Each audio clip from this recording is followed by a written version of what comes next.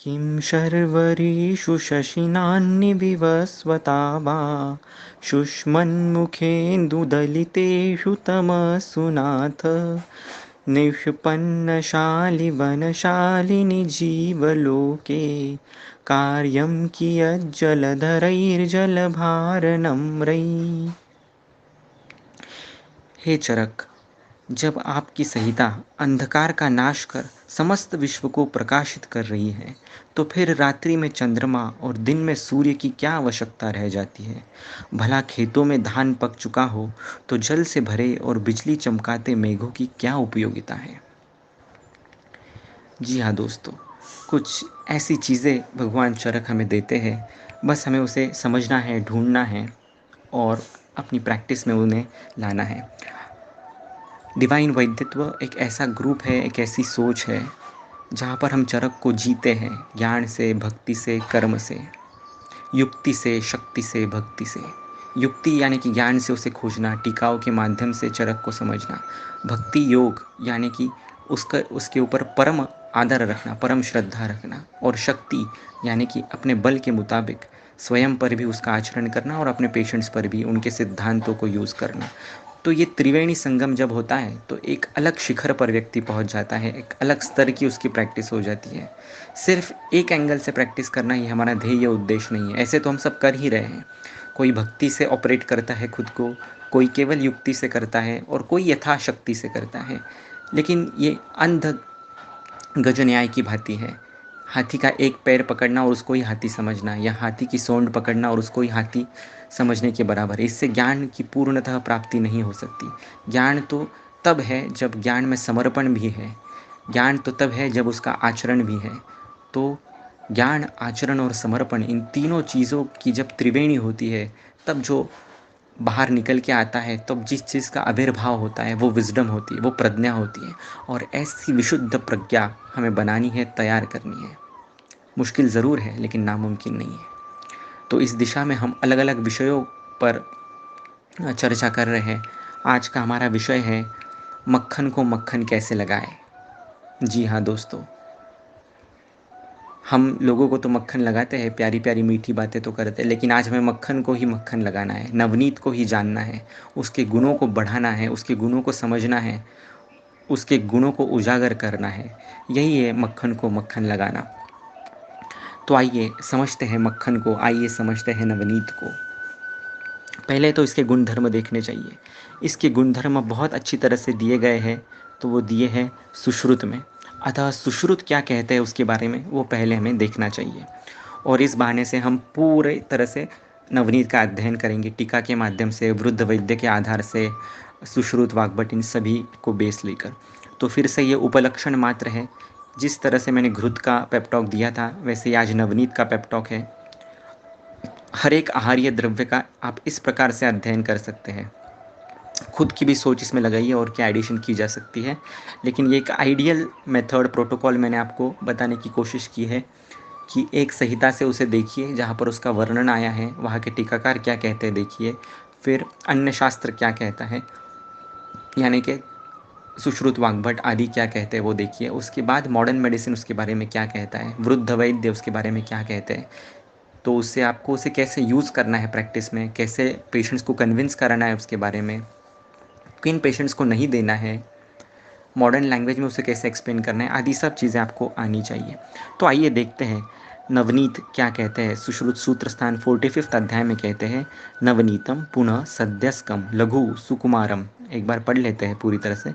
सद्यस्कम लघु सुकुमारम मधुरम कषायम ईषदम्लम शीतलम मेध्यम दीपणम रुद्यम संग्राही पित्तानिलहरम वृश्यम अविदाही क्षय कास व्रण शोषार्ष अर्दित, इनको दूर करने वाला, और चिरोत्थितम, जो बहुत देर से स्थित है, वो नवनीत गुरु कफमेदो विवर्धनम बलकरम ब्रूमहणम शोषघ्नम विशेषेण बालानाम प्रशस्यते।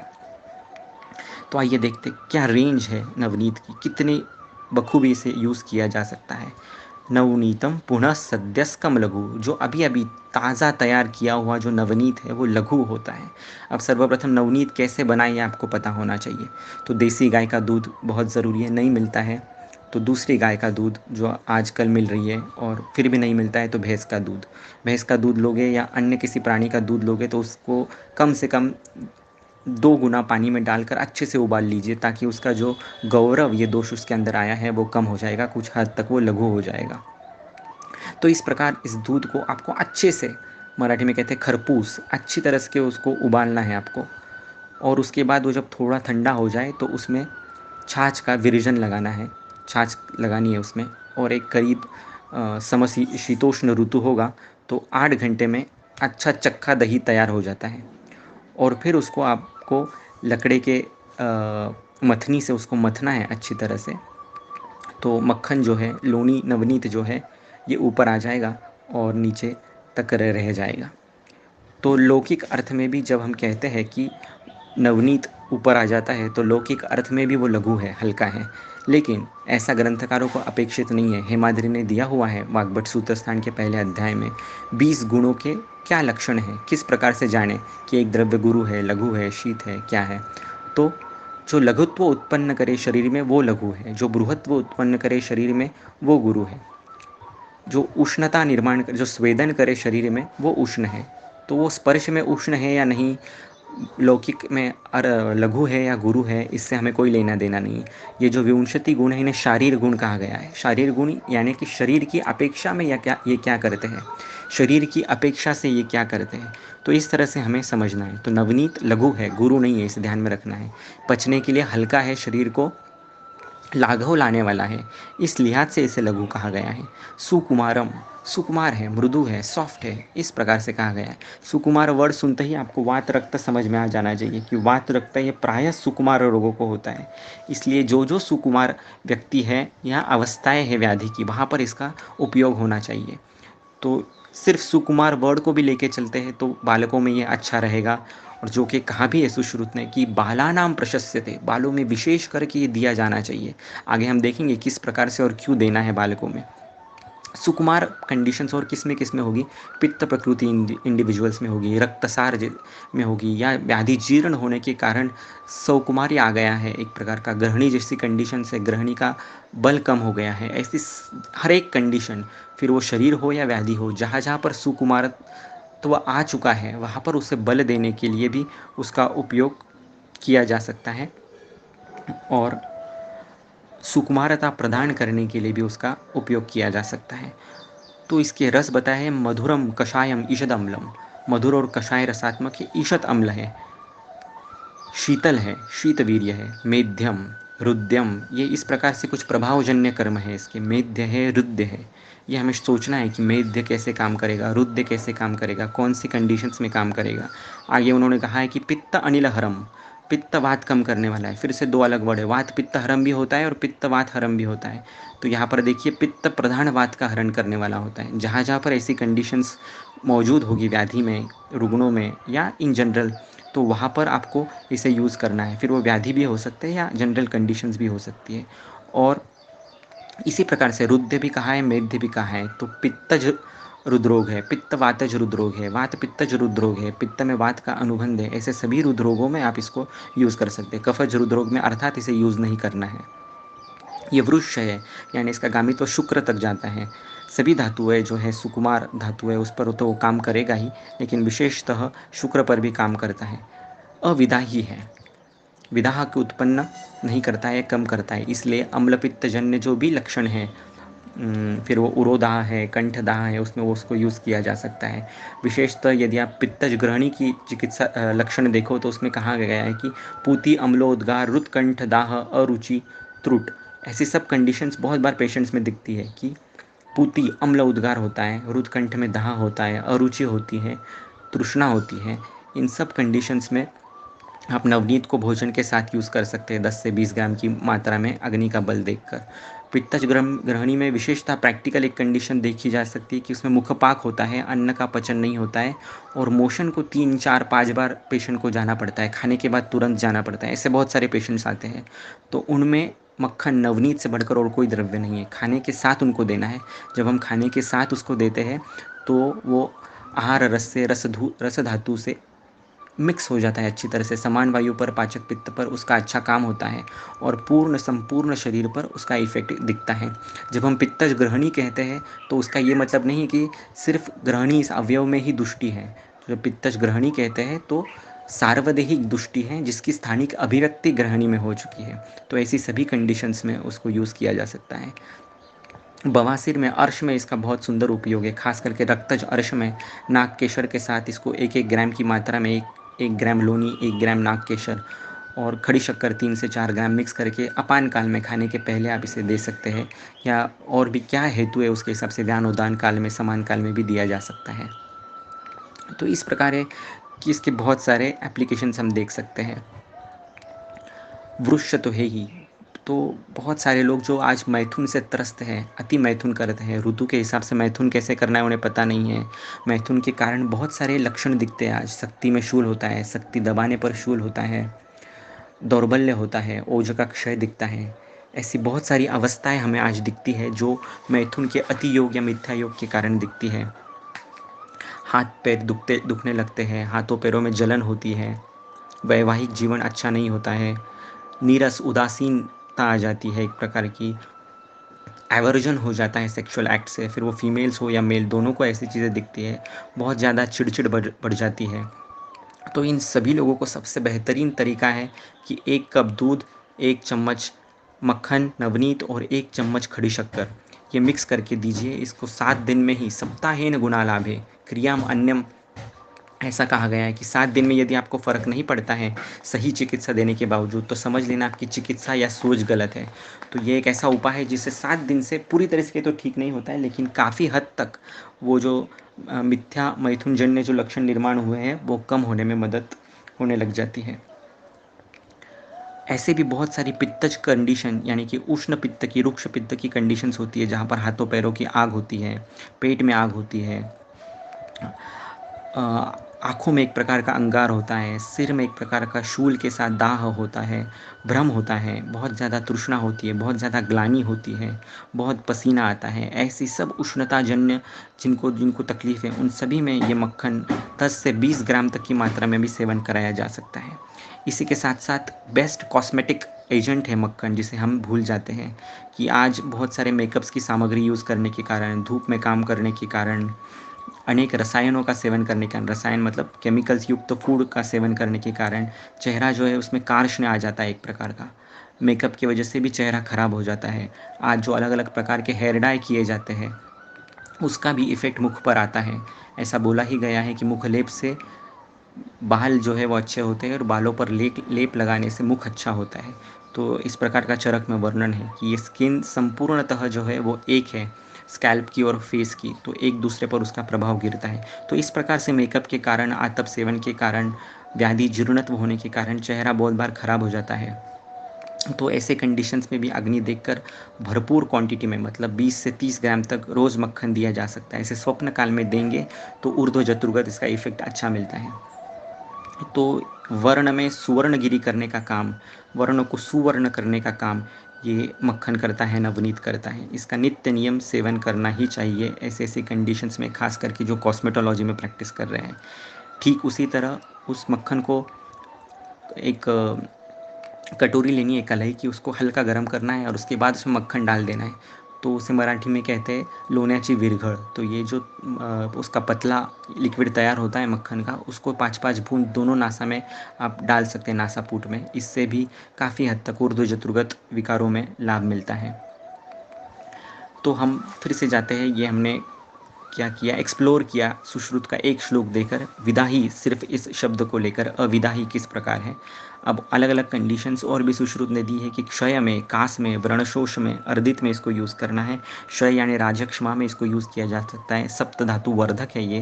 तो सीतोपलादि चूर्ण, बीच में मैंने एक पेप्टॉक दिया था जिसमें बताया था कि सब सीतोपलादि चूर्ण ये सातों ही धातुवाग्नियों का दीपन करने वाली है। तो उसके साथ यदि आप मक्खन देते हो, खास करके ऐसे बहुत पेशेंट आते हैं जो इनका वजन कम हो रहा है और शुष्क कास है, जो यक्ष्मा की और प्रवृत्ति कर रहे हैं, उन सभी में सीतोपलादी और नवनीत ये कॉम्बिनेशन बहुत अच्छा काम करता है। शुष्क कास में तो इसको यूज़ करना ही है। अर्दित में तो अग्र्य बताया गया है वाग्भट ने, अर्दित में नवनीत और खंड शर्करा इसका उपयोग आपको करना ही है।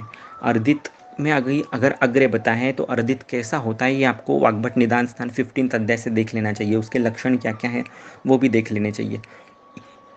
तो अर्दित में उन्होंने बताया कि कंपते मूर्धा, वाक् संगहा, स्तब्ध नेत्रता, दंत चालाहा, स्वर भ्रंशाहा, श्रुति हानि, क्षवग्रहाहा। बहुत सारी ऐसी कंडीशंस आजकल पार्किंसोनिज्म में भी दिखती है। तो ऐसी सब कंडीशंस में भी नवनीत का उपयोग किया जा सकता है। नस्य में भी, बस्ती में भी इसका यूज़ किया जा सकता है। बस्ती में आप जब यमक स्नेह देते हो तो तेल और घृत, तेल और नवनीत, इस प्रकार से भी उसका उपयोग करना चाहिए।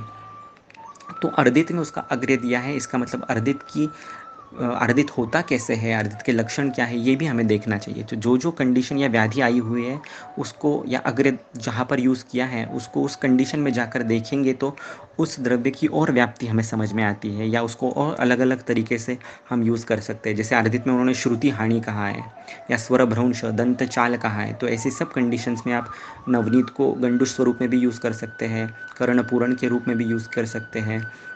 बहुत सारी, the sky is the limit. यदि आपको कंसेप्ट समझ में आ जाए किस में यूज़ करना है, किस में नहीं यूज़ करना है, तो ये बहुत ज़्यादा ज़रूरी है। सप्त धातु अग्नि पर भी यदि काम करना है, धातु पोषण करना है। अभी हाल ही में ही एक पेप टॉक दिया था जिसमें संतर्पणोत्थ विकारों में अपुनर्भव चिकित्सा कैसे करें, इस पर बात छेड़ी थी। तो वो तो ईजी है फिर भी, लेकिन अपतर्पणोत्थ विकारों में अपुनर्भव चिकित्सा, इस पर ज़्यादा हम सोचते नहीं हैं, ऐसे द्रव्य कम होते हैं। तो ऐसे सबसे बेहतरीन द्रव्य है नवनीत। तो नवनीत, सुवर्ण मालिनी वसंत और सौंठ या पिप्पली, इसको मिक्स करके यदि आप देते हैं तो कार्श के पेशेंट में बहुत जल्दी जल्दी सुधार आने लग जाता है। एक एक हफ्ते में 1-1 किलो तक वज़न बढ़ना शुरू हो जाता है। बहुत बार धातु का बल यही ज़्यादा इम्पोर्टेंट होता है, धातु के बल से अग्नि का बल होता है। तो हमें धातुओं का बल बढ़ाना भी उतना ही ज़रूरी है, सिर्फ अग्नि के बल बढ़ाने की अपेक्षा। बहुत बार हम सिर्फ अग्नि पर ही कॉन्सेंट्रेट करते हैं, मरीच देते हैं, उष्ण द्रव्य देते हैं, लेकिन उससे और अग्नि वीक हो जाता है। क्योंकि अग्नि बढ़ाने का तरीका सिर्फ साक्षात अग्नि देना नहीं है, उसको ईंधन देना भी अग्नि को बढ़ाने का एक तरीका है। तो धातुओं का बल बढ़ाना ये उतना ही ज़रूरी है। और मक्खन से, सुवर्णमाली वसंत और पिप्पली, इस कॉम्बिनेशन से धातुओं का बल बहुत अच्छी तरीके से बढ़ता है। पिप्पली की यदि आप फलश्रुति देखो चरक चिकित्सा स्थान में, तो पहला वर्ड ब्रूहणम आया है। तो पिप्पली ये क्या अपतर्पण करने वाला नहीं, दोनों ही करता है, लेकिन उसको सही तरीके से युक्ति से यूज़ किया जाए तो वो सम्यक संतर्पण, सम्यक ब्रूहण करने वाला द्रव्य है। तो आप ये कॉम्बिनेशन ज़रूर यूज़ कीजिएगा। मक्खन नवनीत 10-15 ग्राम की मात्रा में सौंठ और पिप्पली के साथ, यथा अग्नि और सीतोपलादि चूर्ण, इस कॉम्बिनेशन में भोजन के साथ, भोजन के पूर्व, भोजन के बाद, स्वप्न काल में, जैसी जैसी अवस्था होगी उस प्रमाण में आप उसको यूज़ कर सकते हैं। तो ये हमने क्षय के अनुप्रेक्ष्य में देख लिया। अब आगे बढ़ते हैं और कौन सी कंडीशंस में उसको यूज़ किया जा सकता है। तो बालानाम प्रशस्यते उसे कहा गया है। तो बालकों में जो एक्सिस तैयार होता है, endocrine axis, neuro endocrine immunological axis, जो कि अनडेवलप्ड होता है लेकिन धीरे धीरे डेवलप होना शुरू हो जाता है। तो नवनीत एक ऐसा द्रव्य जो इस एक्सिस पे काम करता है, पूरी हार्मोनल सिस्टम, पूरी नेचुरल स्टेरॉयडल सिस्टम हमारी जो है वो विकसित करने लग जाता है। इसलिए बच्चों में नवनीत पहले दिन से लक्ष्मणा वनस्पति के साथ नवनीत सेवन का विधान है। घृत का सेवन नहीं है, बच्चों में घृत का सेवन नहीं करते हैं, क्योंकि घृत ये अलग प्रकार का वृक्ष द्रव्य, ये साक्षात शुक्र पे काम करता है। नवनीत भी वृक्ष है लेकिन वह अलग प्रकार का वृक्ष है। वो सार्वदेहिक शुक्र को अच्छा बनाता है, सार्वदेहिक सप्त धातुओं को अच्छा बनाता है।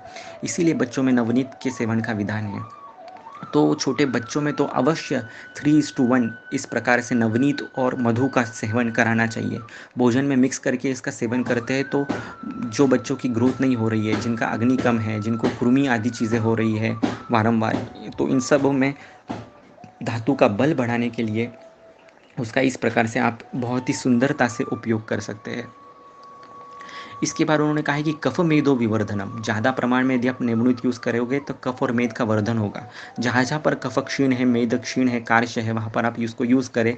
लेकिन जहाँ जहाँ पर कफ बढ़ा हुआ है, मेद बढ़ा हुआ है, खास करके प्रमेह जैसी कंडीशन है, वहाँ पर आपको यूज़ नहीं करना है। बलकरम ब्रूहणम, बल्य भी है और ब्रूहण भी है।